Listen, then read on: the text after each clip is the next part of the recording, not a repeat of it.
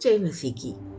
आज हम एक ऐसी भावना की बात करने जा रहे हैं जो मूल रूप से हमारे अंदर पैदा होती है, यानी कि यह एक मूलवृत्ति है और ये भावना है डर, जो जन्म से हमारे साथ में होती है। दोस्तों, जब डर संवेग का रूप धारण कर लेता है तो यह हमें आने वाले खतरे के प्रति सावधान कर देता है और हम उस खतरे से अपनी रक्षा कर लेते हैं। लेकिन जब डर हमारे नियंत्रण से बाहर निकल जाए, यानी कि यह हम पर काबिज हो जाए, तो यह बेहद खतरनाक हो जाता है। यह लाभदायक तब तक रहता है जब हम अपनी रक्षा करने में सफल होते हैं, लेकिन जब डर हम पर नियंत्रण कर लेता है तो हम शनै शनै भीरुपन का शिकार हो जाते हैं और हमें ऐसा लगता है कि हम अपनी सुख और शक्ति दोनों खो बैठे हैं। यह हम पर काबिज हो जाता है और हमें इससे बाहर निकलने का रास्ता मिलता ही नहीं है। दोस्तों, जब डर हम पर नियंत्रण करने लग जाता है तो हमें डर लगने लग जाता है और हम यह सोचने लग जाते हैं कि इस विपत्ति से हम बाहर कैसे निकलेंगे। हमारे चारों ओर, जैसा कि मैंने आपसे कहा है, कि अंधकार ही अंधकार हो जाता है। हम भयभीत होकर अपना आत्मविश्वास खो बैठते हैं।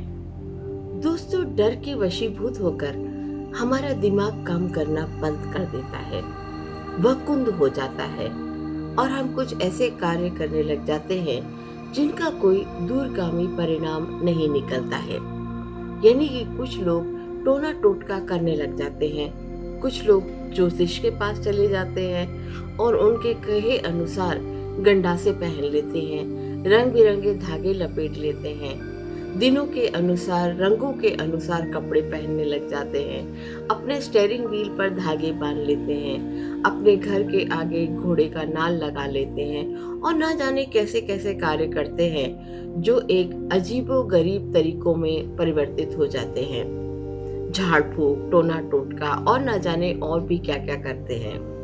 दोस्तों, जब हम डर के अधीन हो जाते हैं तो हम हर चीज से पलायन करने लग जाते हैं, यानी कि हम एस्केपिंग या फ्रीजिंग का शिकार हो जाते हैं।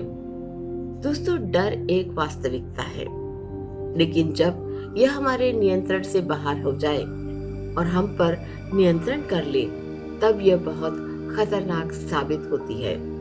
कहते हैं, fear is a liar, do not listen to it। दोस्तों, डर अगर आप में विद्यमान हो गया है तो पवित्र शास्त्र बाइबल उठाइए और उसे पढ़िए। पवित्र शास्त्र बाइबल में डर करीब 80 बार आया है और हर पद में हमें डर से मुकाबला करने की शक्ति बताई गई है या रास्ता बताया गया है। पवित्र शास्त्र में बहुत सारी अद्भुत बातें लिखी गई हैं जो हमें डर से मुकाबला करने की शक्ति प्रदान करती है। जैसे कि पवित्र शास्त्र बाइबल में लिखा हुआ है, भयभीत मत हो, मैं तेरे साथ रहता हूँ, मैंने तुझे नाम दिया है, तू मेरा है। जब भी तुझ पर विपत्तियां पड़ती है, मैं तेरे साथ रहता हूँ। कितना अद्भुत वादा है। तब दोस्तों, प्रश्न यह उठता है कि हमारे साथ ऐसा क्यों होता है? हम भयभीत क्यों हो जाते हैं और डर हम पर नियंत्रण क्यों कर लेता है? हम यह प्रश्न का जवाब खोजते हैं कि हम डरते क्यों हैं, यह हम पर नियंत्रण क्यों करने लग जाता है। तो दोस्तों, याद रखिए कि हम एक ऐसे संसार में पैदा हुए हैं जहां पर पाप ने डेरा जमा रखा है। याद करिए उत्पत्ति की उस घटना के बारे में जब ईश्वर ने आदम और हवा को ज्ञान का फल खाने के लिए मना किया, लेकिन उन्होंने ईश्वर की आज्ञा का उल्लंघन करके उस फल को खाया और तब वे डर गए, यानी कि fear was born in sin। हम पवित्र शास्त्र बाइबल में यह भी उल्लेख पाते हैं कि जब जब परमेश्वर के भक्त डर गए, तब परमेश्वर ने आके उनकी सहायता करी। याद करिए, माता मरियम के डर को जब उन्हें यह संदेश प्राप्त हुआ कि वे एक पुत्र को जन्म देंगी, वे डर गईं क्योंकि वे कुंवारी थीं और किसी पुरुष को जानती नहीं थी। तब उन्हें यह एक संदेश प्राप्त हुआ कि तू डर मत। याद करिए दोस्तों, मूसा के डर को। याद करिए प्रभु के चेलों को। जब प्रभु को सूली पर चढ़ाया गया तो वे किस तरह से डर के मारे एक कमरे में दुबक कर बैठ गए थे। यहाँ तक कि प्रभु यीशु मसीह स्वयं ने भी डर को महसूस किया, क्योंकि हम सब एक अन्यायी संसार में आए हैं। हम पाप के संवेगों से बच नहीं सकते। पाप के संवेग हमारे आसपास होते हैं और हमें यह भयभीत कर जाते हैं। वही पवित्र शास्त्र बाइबल में हमें न डरने का संदेश मिलता है। इन पाप के वेगों से बचने का संदेश मिलता है। सारी भयावह स्थिति में, सारी डरावनी परिस्थिति में प्रभु परमेश्वर अपने भक्तों से यह कहते हैं कि हे छोटे झुंड, तू डर मत। यहोवा सारी परिस्थिति में तेरी रक्षा करेगा। यहोवा तेरे आने जाने में तेरी रक्षा अब से लेकर सदा तक करता रहेगा। यह लिखा हुआ है कि तू भय न खा, तेरा मन कच्चा न हो, क्योंकि जहां जहां तू जाएगा वहां वहां परमेश्वर तेरे साथ चलेगा। कैसी अद्भुत सांत्वना, कैसा अद्भुत संदेश है ये, जो हमें सारी भयावह स्थिति से लड़ने के लिए जागरूक करता है। कैसी अद्भुत सांत्वना है ये दोस्तों, कैसा अद्भुत वादा है जो प्रभु परमेश्वर स्वयं हमसे करते हैं। प्रभु परमेश्वर हमसे यह पूछते हैं कि तुम डरते क्यों हो।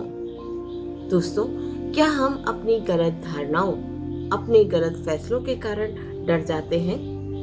दोस्तों, आप जब भी डर जाएं या डर आप पे नियंत्रण करने लग जाए तो अपना आत्मविश्लेषण अवश्य करिए कि कहीं आप डर इसलिए तो नहीं रहे हैं कि आपकी कुछ गलत धारणाएं हैं, कुछ गलत फैसले हैं जिनके कारण आप भयभीत हो रहे हैं। मुझे यकीन है कि हमारे सारे डर हमारे गलत फैसलों का नतीजा होते हैं। जब हम डर जाते हैं तो कई गलत फैसले करते हैं और ये गलत फैसले हमें और भी डरा जाते हैं।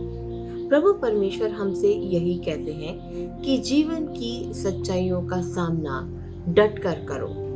डर के आगे डट कर सच्चाई बनकर खड़े हो जाओ, तब यह डर स्वयं भाग जाएगा।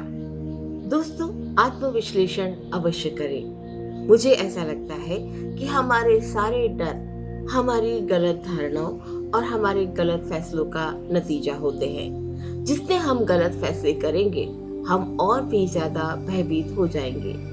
मुझे यकीन है कि हमारा डर हमारे गलत निर्णयों का एक नतीजा होता है। हम डर जाते हैं कि हमने गलत निर्णय लिया है, अब हमारा क्या होगा।